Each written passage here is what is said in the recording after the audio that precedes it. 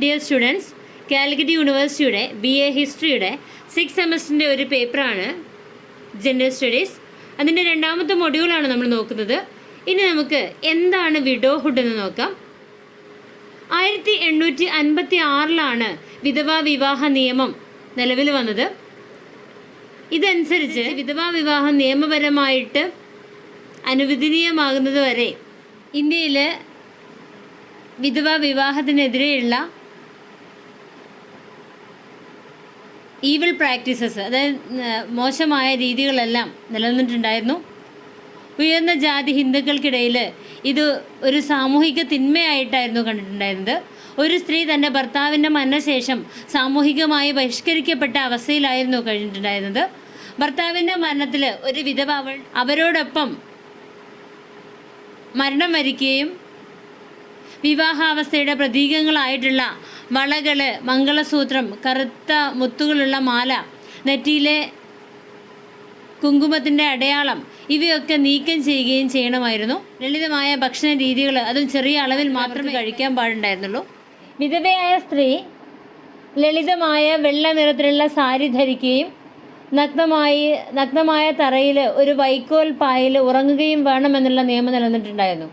മറ്റുള്ളവർ അവളെ കാണുന്നവർ പോലും ഒരു മോശം ശകുനമായിട്ടായിരുന്നു. വിധവയുടെ മേൽ സാമൂഹിക നിയന്ത്രണത്തിൻ്റെ ഈ കർക്കശമായ സംവിധാനത്തിൻ്റെ കാരണം ഉമാ ചക്രവർത്തി അവരുടെ ലൈംഗികതയിലേക്ക് നയിക്കുന്നുണ്ട്. അത് വലിയ ആകർഷകത്തിൻ്റെ ഉറവിടമായിരുന്നു.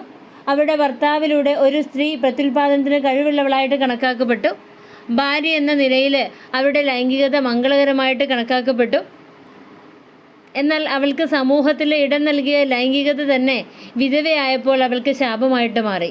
ഭർത്താവിൻ്റെ മരണശേഷം വിധവയുടെ ലൈംഗികത ഇല്ലാതാക്കാൻ ആചാരത്തിൻ്റെ പേരിൽ നടപടികൾ സ്വീകരിച്ചിട്ടുണ്ടായിരുന്നു.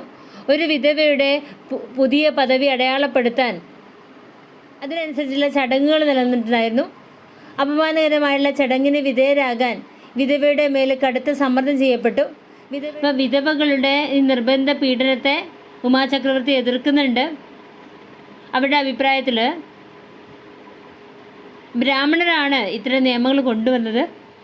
ഇവർക്ക് ദക്ഷിണ ലഭിക്കുമായിരുന്നു. കാരണം ചെലവഴിച്ച പണത്തിൻ്റെ 4/3 ഭാഗവും ബ്രാഹ്മണർക്ക് നൽകിയിട്ടുണ്ടായിരുന്നു. ഒരു വിധവ അവളുടെ തൃപ്തികരമല്ലാത്ത ലൈംഗികതയെ തടയാൻ രൂപകൽപ്പന ചെയ്തിട്ടുള്ള മറ്റ് നിരവധി ആചാരങ്ങളുണ്ടായിരുന്നു. ലളിതമായ ഭക്ഷണവും ചെറിയ അളവിലും കഴിക്കാൻ അവൾ അനുവദിച്ചു. ഭക്ഷണപാനീയങ്ങൾ ഒഴിവാക്കേണ്ട വ്രതങ്ങൾ അവർ ആചരിച്ചു. അവർ ലളിതമായ വെള്ളസാരി ധരിക്കണമെന്നും നഗ്നമായ തറയിൽ, വൈക്കോൽ തറയിൽ ഉറങ്ങണമെന്നും ആഭരണങ്ങൾ ധരിക്കുന്നതും മേക്കപ്പ് ധരിക്കുന്നതും നിഷിദ്ധമാണെന്നും വന്നു. ഈ നടപടികളെല്ലാം ഒരു സ്ത്രീയുടെ സഹജമായ വികാരങ്ങളെയും ഇല്ലാതാക്കുന്നതായിരുന്നു. സ്ത്രീകളുടെ ജീവിതത്തിലെ സന്തോഷം നഷ്ടപ്പെടുത്തുന്നതിലെ നിരർത്ഥകതയെ സൂചിപ്പിച്ചുകൊണ്ട് വിധവകളുടെ ദുഃഖത്തിന് ഉത്തരവാദികളായവരോട് താരാബായി ചോദിക്കുന്നുണ്ട്, സ്ത്രീകൾക്ക് ഇപ്പോഴും ഉള്ളിൽ ഒരേ ഹൃദയമുണ്ട്. നന്മ തിന്മകളെക്കുറിച്ചുള്ള അതേ ചിന്തകൾ.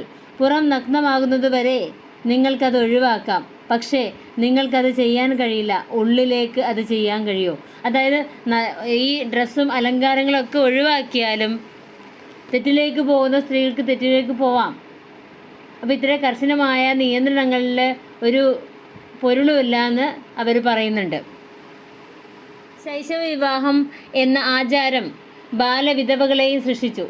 ശിശുവിധവകളുടെ കാര്യത്തിൽ പതിവ്രത എന്ന സങ്കല്പം ബാധകമല്ലാത്തതുകൊണ്ട് ഭർത്താവിൻ്റെ അകാല മരണം അവളുടെ മുൻ ജന്മത്തിലെ പാപകരമായ അസ്തിത്വത്തിന് കാരണമാണ്, അല്ലെങ്കിൽ പാപകരമായ പ്രവൃത്തി മൂലമാണെന്ന് അവരെ വിശ്വസിപ്പിച്ചു. വിധവകളായപ്പോൾ അവർ സാമൂഹികമായി ബഹിഷ്കരിക്കപ്പെട്ടു. ഇത് അവരുടെ ജീവിതം ദുസ്സഹമാക്കി മാറ്റി. ആജീവനാന്ത ഗാർഹിക ദുരിതമാണ് മരുമക്കത്തായ വീട്ടിൽ ജീവിക്കാനുള്ള പദവി നൽകിയ വിധവകളുടെ വിധി. അവരെ അവരുടെ അമ്മായിയമ്മയുടെ വീട്ടിൽ ഭാരമായി കൊണ്ടുപോയി.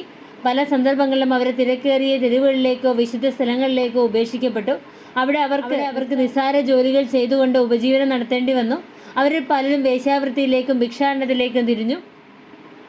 അവരുടെ വരുമാന സ്രോതസ്സുകളുടെ അഭാവത്തിൽ ജനസമൂഹങ്ങളിലെ ബന്ധങ്ങളെ അവർക്ക് ആശ്രയിക്കേണ്ടി വരും.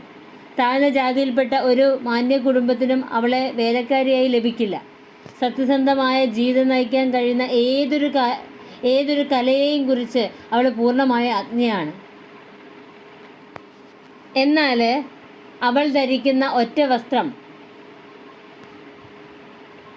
അതുപോലെ പട്ടിണിയും മരണവും, ഇതെല്ലാം തന്നെ അവരുടെ ജീവിതം ദുസ്സഹമാക്കി. അവരുടെ ഇരുണ്ട മനസ്സിലേക്ക് പ്രതീക്ഷയുടെ ഒരു കിരണവും തുളച്ചു കയറാൻ ഉള്ള സാഹചര്യം ഉണ്ടായിരുന്നില്ല. അവരുടെ മുന്നിലുള്ള ഏക പോംവഴി ഒന്നുകിൽ ആത്മഹത്യ ചെയ്യുക, അല്ലെങ്കിൽ അതിലും മോശമായ അപകീർത്തിയുടെയും നാണക്കേടിൻ്റെയും ജീവിതം സ്വീകരിക്കുക എന്നതാണ്. വിധവയുടെ ഭൗതികമായ നിലനിൽപ്പിനെ സംബന്ധിച്ചിടത്തോളം അവരുടെ ഈ ഇരുണ്ട ചിത്രം ഭർത്താവിൻ്റെ അപ്രതീക്ഷിത മരണശേഷം ഒരിടത്ത് ഒതുങ്ങിക്കഴിയുന്ന ഒരവസ്ഥയായിരുന്നു ഉണ്ടായിരുന്നത്. ഇതിനെക്കുറിച്ച് ഹൈമാവതി സെൻ പറയുന്നുണ്ട്, എൻ്റെ മാതാപിതാക്കൾ എന്നോടുള്ള കടമ തീർത്തു. ഈ ബാലവിധവയുടെ കാര്യത്തിൽ ഇനി ആരും ഉത്തരവാദികളല്ല. ചെറിയ സഹായത്തിന് വേണ്ടി മറ്റുള്ളവരോട് യാചിക്കേണ്ടി വരും. എൻ്റെ ഭർത്താവ് മൂന്നാം ഭാര്യയെ എടുത്ത് ഒരു കുട്ടിയുടെ കഴുത്ത് മുറിച്ചതിന് എന്ത് വ്യവസ്ഥയാണ് അവൻ ചെയ്തത് എന്ന് പറഞ്ഞാൽ, ഭർത്താക്കന്മാർക്ക് ഭാര്യ നഷ്ടപ്പെട്ടാൽ അവർക്ക് വീണ്ടും വിവാഹം കഴിക്കാം. എന്നാൽ ഭാര്യയ്ക്ക് ഭർത്താവ് നഷ്ടപ്പെട്ടാൽ അവരതിൽ സഹിച്ച് കഴിഞ്ഞുകൊള്ളണം എന്നുള്ളൊരു വ്യവസ്ഥയായിരുന്നു ഉണ്ടായിരുന്നത്.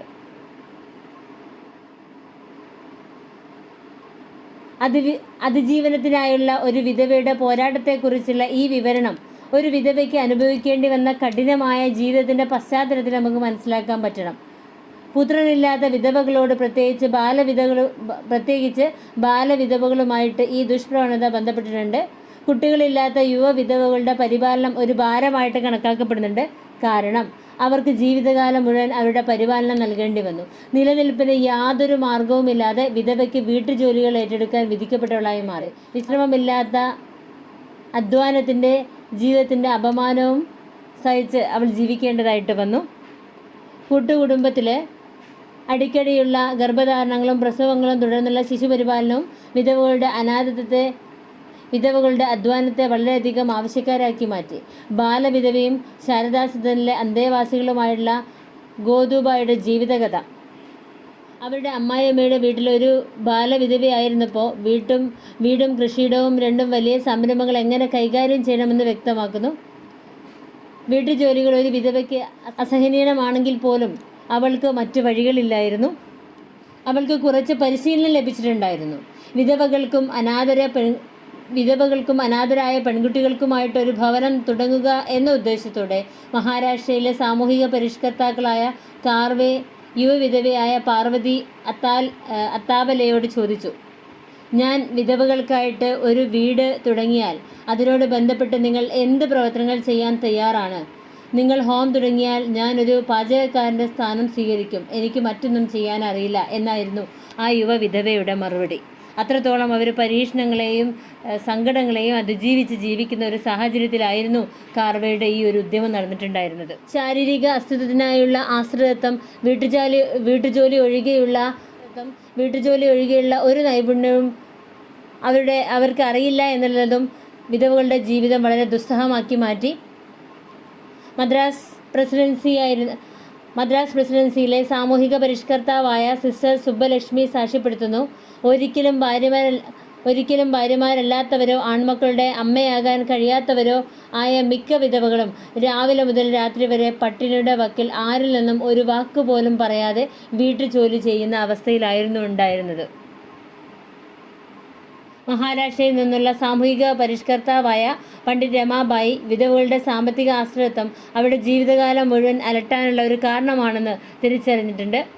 1887 പ്രസിദ്ധീകരിച്ച ഹൈകാസ്റ്റ് ഹിന്ദു വുമൺ എന്ന പുസ്തകത്തിൽ രമാബായി തൻ്റെ രാജ്യത്തെ സ്ത്രീകളുടെ അവസ്ഥ എടുത്തു കാണിക്കുന്നുണ്ട്.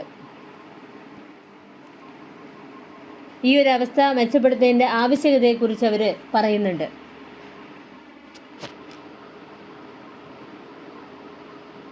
വ്യക്തിഗത സ്വാശ്രയമില്ലാതെ അതിനാൽ അവർ വിധവാ ഭവനങ്ങൾ തുറന്നപ്പോൾ അന്തേവാസികൾക്ക് അധ്യാപകരാകാനും ഗവർണർമാർ, നഴ്സുമാർ, ഹോം കീപ്പർമാർ, മറ്റു തരത്തിലുള്ള വിദഗ്ധ തൊഴിലാളികൾ എന്നിവരാകാനും പരിശീലനം നൽകാൻ അവർ വ്യവസ്ഥ ചെയ്തു. വ്യക്തിഗത സ്വാശ്രയത്വമില്ലാതെ ജീവിക്കാൻ ആവശ്യമായിട്ടുള്ള പരിശീലനങ്ങൾ നൽകി അന്തേവാസികൾക്ക് അധ്യാപകരാകാനും ഗവർണർമാർ, നഴ്സുമാർ, ഹോം കീപ്പർമാർ, മറ്റു തരത്തിലുള്ള വിദഗ്ധ തൊഴിലുകളിൽ പരിശീലനം നൽകാനും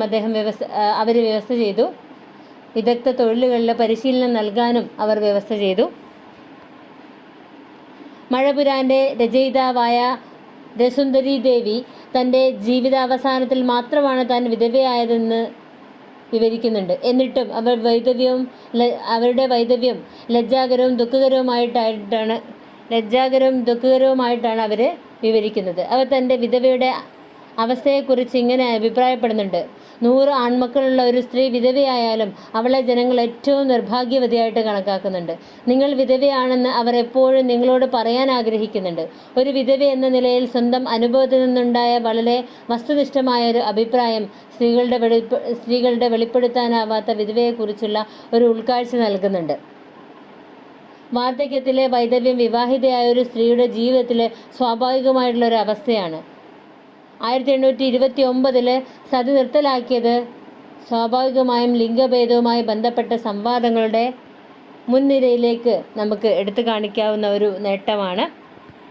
ബംഗാളിലെ പ്രമുഖ സാമൂഹിക പരിഷ്കർത്താവായ ഈശ്വരചന്ദ്ര വിദ്യാസാഗറിൻ്റെ ശ്രമഫലമായി 1856 വിധവാ വിവാഹ നിയമം പ്രാബല്യത്തിൽ വന്നു. വിദ്യാസാഗറിൻ്റെ ആഭിമുഖ്യത്തിലും സാമ്പത്തിക സഹായത്തിലും ഏതാനും വിധവാ വിവാഹങ്ങൾ നടത്തി. ഇത് നിയമപരമായി നിരോധിച്ചെങ്കിലും വിധവയെക്കുറിച്ചുള്ള വിലക്ക് ഇപ്പോഴും ഇന്ത്യൻ സമൂഹത്തിൽ നിന്ന് പൂർണ്ണമായിട്ടും ഇല്ലാതായിട്ടില്ല. ജാതിയുടെ വ്യാപനത്തിന് മാധ്യമമായി മാറിയത് എന്താണ്? ഭക്ഷണമാണ്. എങ്ങനെയാണ് ഭക്ഷണം ജാതിയുടെ വ്യാപനത്തിലെ ഒരു മാധ്യമമായിട്ട് മാറിയത്? സമൂഹത്തിലെ ജാതി നിലനിർത്താനുള്ള ഉപാധികളിലൊന്നാണ് ഭക്ഷണം. പരമ്പരാഗതമായി ഓരോ ജാതിയും അവരുടെ സാമൂഹികവും സാമ്പത്തികവും പാരിസ്ഥിതികവും മറ്റ് ഘടകങ്ങളും അനുസരിച്ച് സ്വന്തം ഭക്ഷണ സംസ്കാരം വികസിച്ചെടുത്തിട്ടുണ്ട്. വീട്ടിലെ ജാതി നിഷേധങ്ങളെയും ആചാരങ്ങളെയും ഉയർത്തിപ്പിടിക്കുന്നവരാണ് സ്ത്രീകൾ.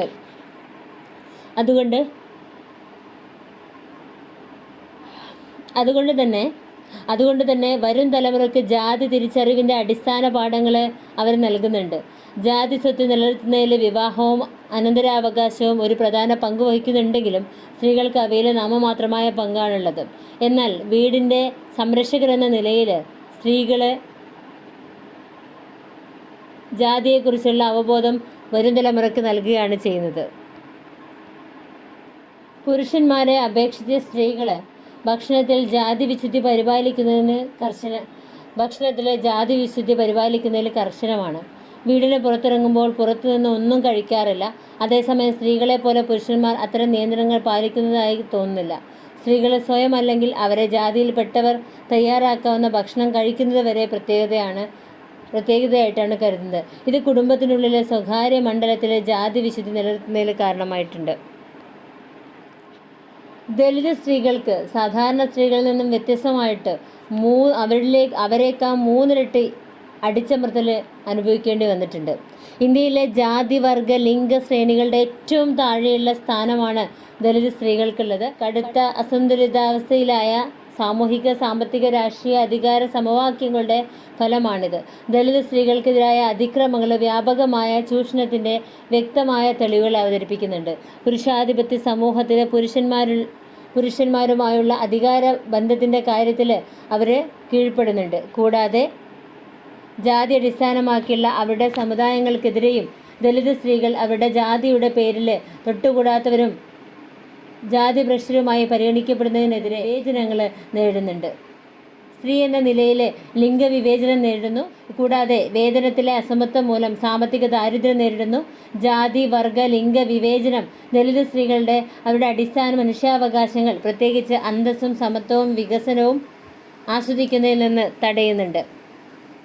ദലിത് സ്ത്രീകൾക്കെതിരായ അതിക്രമങ്ങളും അക്രമവും വ്യവസ്ഥാപിത വിവേചനം നിലനിർത്തുന്നതിനുള്ള മാർഗവും നിലവിലുള്ള ജാതി ലിംഗ അസമത്വങ്ങൾ സംരക്ഷിക്കുന്നതിനുള്ള മാർഗവുമാണ്.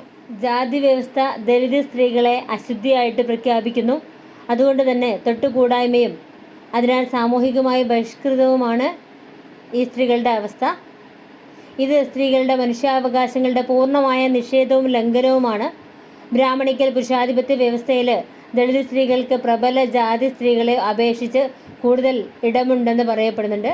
കൂടുതൽ സ്വാതന്ത്ര്യം എന്നുകൊണ്ട് അവരർത്ഥമാക്കുന്നത് പൊതുമേഖലയിലെ സഞ്ചാര സ്വാതന്ത്ര്യവും ഇടപെടലുകളും തൊഴിലവസരങ്ങളുമാണ്. എന്നാൽ സുരക്ഷിതത്വവും ഉൽപാദനപരവും പുരോഗമനപരവുമായ സ്വാതന്ത്ര്യവും അവർ ആസ്വദിക്കണമെന്നില്ല. പുരുഷന്മാർ, പ്രത്യേകിച്ച് പ്രബലമായ ജാതി പുരുഷന്മാർ കൂടുതലായി പ്രവർത്തിക്കുന്ന പൊതു ഇടങ്ങളിൽ ദലിത് സ്ത്രീകളുടെ പ്രസ്ഥാനത്തിന് ഏർപ്പെടുത്തിയിരിക്കുന്ന പരിമിതികളും നിയന്ത്രണങ്ങളും നമുക്ക് കാണാൻ പറ്റും. ഈ പൊതു ഇടങ്ങൾ പ്രബല ജാതി പുരുഷന്മാർക്ക് ദലിത് സ്ത്രീകളുടെ മേൽ അധികാരം പ്രയോഗിക്കുവാനുള്ള അവസര സ്ഥലങ്ങളായിട്ട് പ്രവർത്തിക്കുന്നുണ്ട്. ജാതി തിരിച്ച് മുന്നോക്ക ജാതിക്കാരും പിന്നോക്ക ജാതിക്കാരും ദലിത് സ്ത്രീകൾക്കെതിരെ വ്യക്തികളായോ കൂട്ടമായോ അക്രമത്തിൽ ഏർപ്പെടുന്നുണ്ട്. വിമൻസ് ഫോറം നടത്തിയ ഒരു പഠനം കാണിക്കുന്നത് ആധിപത്യ ജാതിയിലുള്ള പുരുഷന്മാർ ശാരീരികമായ ആക്രമണങ്ങൾ, വാക്കാലുള്ള ദുരുപയോഗം, ലൈംഗികാതിക്രമം, ബലാത്സംഗങ്ങൾ എന്നിങ്ങനെ 4 തരത്തിലുള്ള ആക്രമണങ്ങൾ ഉൾക്കൊള്ളുന്നുണ്ട്. ഉദാഹരണത്തിന്, തൊട്ടുകൂടായ്മയെ ധിക്കരിക്കുന്നു. കൂട്ടബലാത്സംഗത്തിൻ്റെയോ നിർബന്ധ വേശ്യാവൃത്തിയുടെ രൂപത്തിൽ ദലിത് സ്ത്രീകൾക്ക് ശിക്ഷ ലഭിച്ചേക്കാം. തൊട്ടുകൂടായ്മയെ അവർ ധിക്കരിക്കുന്നു. കൂട്ടബലാത്സംഗത്തിൻ്റെയോ നിർബന്ധ വേശ്യാവൃത്തിയുടെ രൂപത്തിൽ ദലിത് സ്ത്രീകൾക്ക് ശിക്ഷ ലഭിക്കുന്നു. അപ്പോൾ ഈ ശിക്ഷ കൂട്ടായ ശിക്ഷകളുടെ രൂപത്തിലും വരാറുണ്ട്. ജാതിരോക്ഷം പ്രകടിപ്പിക്കുകയും സ്ത്രീകളെയും അവരുടെ സമൂഹത്തെയും ജാതി മാനദണ്ഡങ്ങളോടുള്ള അനുസരണത്തിൻ്റെ പാഠം പഠിപ്പിക്കുന്നതിൽ ഒരു ഉപകരണമായിട്ട്, ഒരു മാർഗമായിട്ട് എടുക്കുകയും ചെയ്യുന്നുണ്ട്. ദലിത് സ്ത്രീകൾക്കെതിരായ അതിക്രമങ്ങൾ നിസ്സാര കാരണങ്ങൾ കൊണ്ട് പ്രോത്സാഹിപ്പിക്കപ്പെടുന്നു. ഉദാഹരണത്തിന്, ഒരു പ്രബല ജാതിയുടെ വയലുകൾ മുറിച്ചു കടക്കാൻ ശ്രമിക്കുന്നത്, പൊതു ടാപ്പുകളിൽ നിന്ന് വെള്ളം കുടിക്കുന്നത്, അല്ലെങ്കിൽ സാമ്പത്തിക സ്രോതസ്സുകൾ സ്വന്തമാക്കാനുള്ള അവകാശത്തിന് വേണ്ടി വാദിക്കുന്നത്, ഇതൊക്കെ വലിയ തെറ്റായിട്ടാണ് കണക്കാക്കുന്നത്.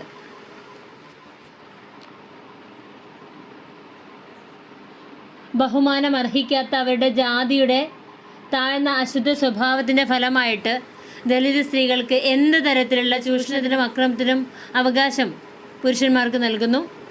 അതുകൊണ്ട് ലിംഗ, ജാതി, വർഗ വ്യത്യാസങ്ങൾ ദലിത് സ്ത്രീകൾക്കെതിരായ അതിക്രമങ്ങൾക്ക് അടിത്തറ നൽകുന്നുണ്ട്.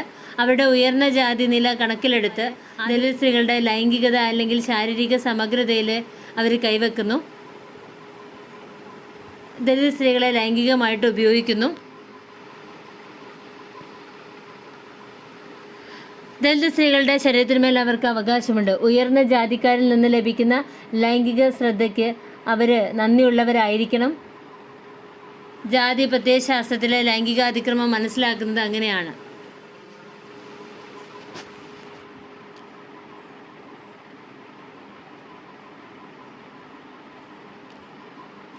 ദലിത് സ്ത്രീ പീഡനത്തിൽ സാമ്പത്തിക ചൂഷണത്തിന് വലിയ പങ്കുണ്ട്. അവരുടെ ഭൂരഹിതതയും തൊഴിലിനായി പ്രബല ജാതികളെ ആശ്രയിക്കുന്നതും കൂട്ടിച്ചേർന്നു വേതനവും വായ്പയും അവരുടെ സ്ഥാനം ദുർബലമാക്കുന്നുണ്ട്.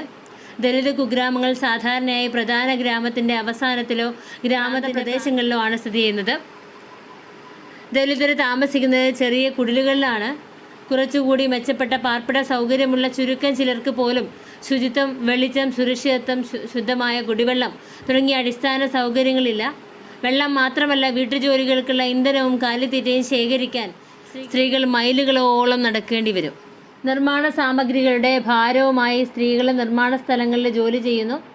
ചുട്ടുപൊള്ളുന്ന വെയിലത്ത് ചൂടുള്ള ടാർ ഉപയോഗിച്ച് റോഡുകളിടാൻ ചെരുപ്പുകളോ മറ്റ് സംരക്ഷണ ഉപകരണങ്ങളോ ഇല്ലാതെ സാധാരണ തൊഴിലാളികളായി അവർ ഇഷ്ടിക ചൂളയിൽ മണിക്കൂറുകളോളം ജോലി ചെയ്യുന്നു. ഇന്ത്യയിൽ തോട്ടപ്പണി ഒരു തൊഴിലായിട്ട് തുടരുന്നു. തോട്ടപ്പണി ചെയ്യുന്നവരിലെ ഭൂരിഭാഗവും ദലിത് സ്ത്രീകളാണ്.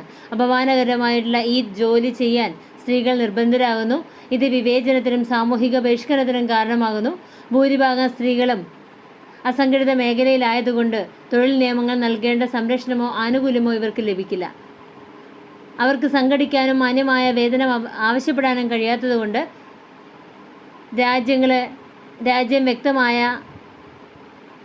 രാജ്യം വ്യക്തമാക്കിയ മിനിമം വേതനം പോലും അവർക്ക് കിട്ടുന്നില്ല. ദലിത് സ്ത്രീകൾ സ്വമേധയാ കുറഞ്ഞ ശമ്പളമുള്ള, മടുപ്പുള്ള, സമയമെടുക്കുന്ന ജോലികൾ അവർ ഗതികേടുകൊണ്ട് അവർ ഏറ്റെടുക്കുകയാണ് ചെയ്യുന്നത്. കുടുംബത്തിലെ പുരുഷന്മാരിൽ നിന്ന് ദലിത് സ്ത്രീകൾ അതിക്രമം നേരിടുന്നുണ്ടായിരുന്നു. ദലിത് പുരുഷന്മാർ സ്ത്രീകളുടെ ബഹുമാനം, വിശുദ്ധി, അനുസരണ എന്നീ സങ്കല്പങ്ങളാൽ സമൂഹത്തിൽ നിലനിൽക്കുന്നു. പുരുഷാധിപത്യ മാനദണ്ഡങ്ങൾ സ്വാംശീകരിക്കുകയും അക്രമത്തിന് കാരണക്കാരനാവുകയും ചെയ്യുന്നു. ലിംഗപരമായ അസമത്വവും സ്ത്രീ കീഴ്വഴക്കത്തിൻ്റെ മാനദണ്ഡങ്ങളും ദലിത് സ്ത്രീകളോട് ജനനവും വൈവാഹികവുമായ കുടുംബാംഗങ്ങൾ നടത്തുന്ന അക്രമത്തിന് കാരണമായ ഘടകങ്ങളുടെ ഒരു പ്രധാന വിഭാഗമാണ്. ഇനി എന്താണ് കാസ്റ്റ് ആൻഡ് ജെൻഡർ എന്ന് പറഞ്ഞാൽ ജാതിയും ലിംഗഭേദവും അടുത്ത ബന്ധമുള്ളതാണ്. ലൈംഗികത വംശത്തിൻ്റെ വിശുദ്ധിയുടെ ചോദ്യമായിട്ട് നേരിട്ട് ബന്ധപ്പെട്ടിരിക്കുന്നു. അതായത് സ്ത്രീകളുടെ ലൈംഗികത അവരുടെ വംശത്തിൻ്റെ വിശുദ്ധിയുമായി ബന്ധപ്പെട്ടിരിക്കുന്നു. ജാതി വ്യവസ്ഥയും ജാതി എൻഡോഗമിയും സ്ത്രീകളുടെ അധ്വാനത്തിലും ലൈംഗികതയിലും നിയന്ത്രണം നിലനിർത്തി. ജാതി സാമൂഹികമായ തൊഴിൽ വിഭജനത്തെ മാത്രമല്ല സൂചിപ്പിക്കുന്നത്, പിതൃപരമ്പര നിലനിർത്താൻ സ്ത്രീകളുടെ ജാതി വിശുദ്ധിയെക്കുറിച്ചുള്ള ആശയപരമായ ആശയങ്ങൾ സ്ത്രീകളുടെ കീഴ്വഴക്കത്തെ ന്യായീകരിക്കുന്നു. സ്ത്രീകൾക്കും ശൂദ്രർക്കും വേണ്ടിയുള്ള വിശുദ്ധ നൂൽ ചടങ്ങ് നിരോധനം, സ്ത്രീയെയും ശൂദ്രരെയും കൊന്നതിന് സമാനമായ ശിക്ഷ, മതപരമായ പദവികൾ നിഷേധിക്കൽ എന്നിവ ജാതിയും ലിംഗഭേദവും എങ്ങനെ വേരുന്നുവെന്ന് സൂചിപ്പിക്കുന്ന ദൃഷ്ടാന്തങ്ങളാണ്. ജെൻഡറിങ് കാസ്റ്റ് ത്രൂ എ ഫെമിനിസ്റ്റ് ലെൻസിലൂടെ എന്ന ഫെമിനിസ്റ്റ് രചനകൾ ആധിപത്യവും ശ്രേണീപരവും അസമവുമായ പുരുഷാധിപത്യ ഘടനകളും ന്യായീകരിക്കാൻ ഉപയോഗിക്കുന്ന പുരുഷാധിപത്യ മൂല്യങ്ങളെയും പ്രത്യയശാസ്ത്രങ്ങളെയും ജാതി വ്യവസ്ഥ എങ്ങനെ ഉയർത്തിപ്പിടിക്കുന്നു എന്ന് വ്യക്തമാക്കുന്നുണ്ട്. അതുകൊണ്ട് തന്നെ സമൂഹത്തിലെ ചില വിഭാഗങ്ങളെയും അവരുടെ കീഴ്വഴക്കമാകുന്ന ഘടനകളെയും കീഴ്പ്പെടുത്തുന്നതിനെക്കുറിച്ചുള്ള കാര്യമായ ചോദ്യത്തിന് ഊന്നൽ നൽകേണ്ടതാണ്. ഫെമിനിസ്റ്റ് പണ്ഡിതന്മാരെ സംബന്ധിച്ചിടത്തോളം വിഷയം സ്ത്രീകളുടെ നില താഴ്ന്നതോ ഉയർന്നതോ എന്നല്ല, മറിച്ച് സമൂഹത്തിലെ അവരുടെ കീഴ്വഴക്കത്തിൻ്റെ പ്രത്യേക സ്വഭാവത്തെ അടിസ്ഥാനമാക്കിയുള്ളതാണ്. അതുകൊണ്ട് പുരുഷാധിപത്യങ്ങളുടെ ചരിത്രപരമായ സംഭവ വികാസങ്ങളും അവ എങ്ങനെ നിലനിന്നു എന്നതും പ്രധാനപ്പെട്ടതാണ്. സ്വകാര്യ സ്വത്ത് സ്ഥാപിക്കുന്നതിനും ജാതി വിശുദ്ധിയുടെ ആവശ്യകതയ്ക്കും സ്ത്രീകളെ കീഴ്പ്പെടുത്തേണ്ടതും അവരുടെ ചലനാത്മകതയിലും ലൈംഗികതയിലും കർശനമായ നിയന്ത്രണവും ആവശ്യമാണെന്ന് ഉമാ ചക്രവർത്തി വാദിക്കുന്നുണ്ട്. പിതൃപരമ്പരയുടെ പിന്തുടർച്ച ഉറപ്പാക്കാൻ പ്രത്യുൽപാദനത്തിൻ്റെ നിയന്ത്രിത ഘടനയ്ക്കുള്ളിൽ സ്ത്രീ ലൈംഗികത നിയമാനുസൃതമായ മാതൃത്വത്തിലേക്ക് നയിക്കപ്പെടുന്നുണ്ട്. അവരുടെ അഭിപ്രായത്തിൽ നിയന്ത്രണ സംവിധാനം 3 വ്യത്യസ്ത തലങ്ങളിലൂടെയാണ് പ്രവർത്തിക്കുന്നത്. പുരുഷാധിപത്യം ഒരു പ്രത്യയശാസ്ത്രമായി സ്ഥാപിക്കപ്പെടുകയും സമൂഹത്തിലെ പ്രത്യയശാസ്ത്രങ്ങൾ നിർമ്മിച്ച സ്ത്രീകളെക്കുറിച്ചുള്ള ആദർശ സങ്കല്പത്തിൽ ജീവിക്കാൻ സ്ത്രീധർമ്മങ്ങളിലൂടെയോ പതിവ്രത ധർമ്മങ്ങളിലൂടെയോ ആന്തരികവൽക്കരിക്കപ്പെടുകയും ചെയ്യുന്നതാണ് അവരുടെ ഏറ്റവും വലിയ ഉപാധി എന്ന് പറഞ്ഞാൽ. രണ്ടാമത്തെ ഉപാധി ബ്രാഹ്മണിക്കൽ സോഷ്യൽ കോഡ് നിർദ്ദേശിക്കുന്ന നിയമങ്ങളും ആചാരങ്ങളും അനുഷ്ഠാനങ്ങളുമായിരുന്നു. ഇത് സ്ത്രീകളുടെ പരമോന്നത കടമയായി പതിവ്രതയുടെയും ഭാര്യയുടെയും രീതിയിൽ ഒരു സ്ത്രീയുടെ ഏറ്റവും ഉന്നതമായ പദവി എന്നുള്ള രീതിയിലേക്ക് സമൂഹം വ്യാഖ്യാനിക്കാൻ തുടങ്ങി. അനുസരണയുള്ള സ്ത്രീകൾക്ക് ചില അവകാശങ്ങളും പ്രത്യേക അവകാശങ്ങളും സുരക്ഷിതത്വവും നൽകുന്ന ദയാലുവായ പിതൃത്വത്തിൻ്റെ ഒരു സംവിധാനമാണ് അവിടെ നിലനിന്നത്. പുരുഷാധിപത്യമെന്ന് ഗർഡലൻ്റെ പോലെ അവൾ വിശ്വസിച്ചിരുന്നു. ഗർഡാലേനർ ഇതിനെ പുരുഷാധിപത്യമെന്ന് വിശ്വസിച്ചു. ഈ പിതൃത്വം അനുസരണക്കേടിനെ അദൃശ്യമാക്കുകയും അതിൽ അവരുടെ കൂട്ടുകെട്ടിലേക്ക് നയിക്കുകയും ചെയ്തു. സ്ത്രീകളുടെ വിശുദ്ധിയും ജാതിവിശുദ്ധിയും തമ്മിലുള്ള ബന്ധം ബ്രാഹ്മണ പുരുഷാധിപത്യത്തിൻ്റെ പ്രധാനപ്പെട്ട കേന്ദ്രമായിരുന്നു. കൂടാതെ സ്ത്രീകളെ ശ്രദ്ധാപൂർവം സംരക്ഷിക്കുകയും താഴ്ന്ന ജാതിയിലുള്ള പുരുഷന്മാർക്ക് ഉയർന്ന ജാതിയിലുള്ള സ്ത്രീകളുമായി ലൈംഗിക ബന്ധം തടയുകയും ചെയ്തു. മൂന്നാമത് സ്ത്രീകളുടെ മേലുള്ള പുരുഷാധിപത്യ നിയന്ത്രണത്തെ പിന്തുണച്ച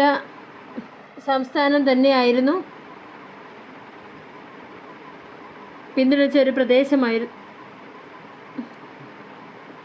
സ്ത്രീകളുടെ മേലുള്ള പുരുഷാധിപത്യ നിയന്ത്രണങ്ങളെ അനുകൂലിക്കപ്പെട്ടു. അതുകൊണ്ട് തന്നെ പുരുഷാധിപത്യം ഒരു പ്രത്യയശാസ്ത്രമായിട്ടല്ല, ഒരു യാഥാർത്ഥ്യമായി സ്ഥാപിക്കാൻ കഴിഞ്ഞു. അതുകൊണ്ട് തന്നെ കുടുംബം, മതം, വർഗം, ജാതി, സമുദായം, ഗോത്രം, സ്ഥാനം എന്നിവയുടെ ഘടനാപരമായ ചട്ടക്കൂടിനുള്ളിലാണ് ലിംഗബന്ധങ്ങൾ ക്രമീകരിച്ചിട്ടുണ്ടായിരുന്നത്. ഇത് നമുക്ക് നോക്കാനുള്ളത് നെക്സ്റ്റ് മൊഡ്യൂളാണ്.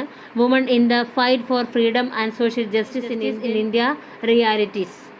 Women in the revolt of 1857.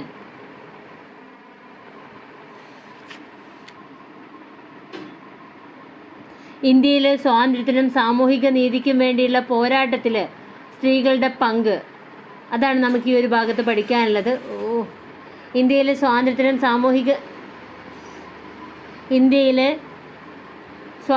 സാമൂഹിക നീതിക്കും വേണ്ടിയുള്ള പോരാട്ടത്തിൽ സ്ത്രീകളുടെ പങ്ക് എന്താണ്, അതാണ് നമുക്ക് ഈ ഒരു ഭാഗത്ത് പഠിക്കാനുള്ളത്. 1857 കലാപത്തിൽ സ്ത്രീകൾ വഹിച്ച പങ്കിനെക്കുറിച്ച് നമുക്ക് നെക്സ്റ്റ് വീഡിയോയിൽ നോക്കാം. Okay, thank you.